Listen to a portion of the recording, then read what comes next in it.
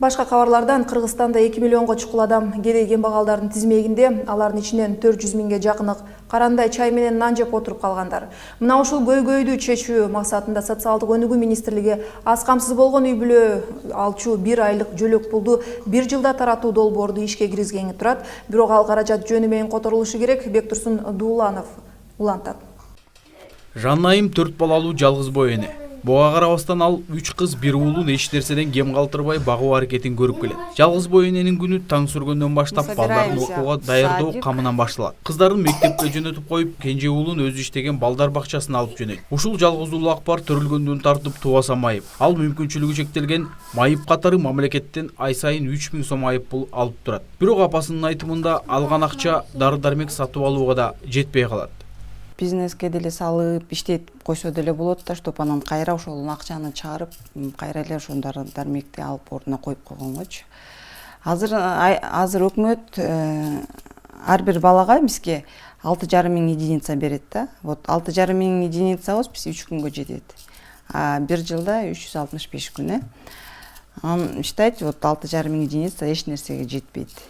Ну, в принципе, можно да, ошондой жазап, иштетип, кайра ордуна салып, но баланын дарысы туруш керек деп ойлойм да.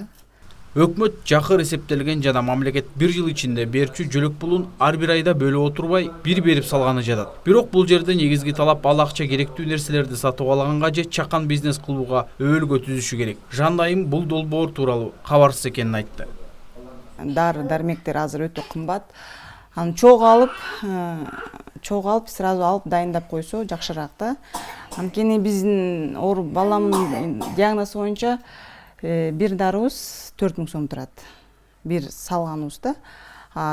Бир кулап бирдеке болуп ооруп кала турган болсо, нам 3 күнгө 1000, 2000, 6000 единица кетип калат.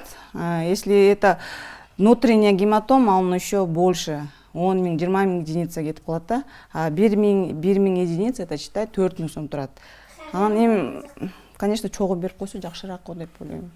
Жанна өкмөттүн бул социалдык эксперименти анын жашоосун өзгөртүү жерине көз жетпейт.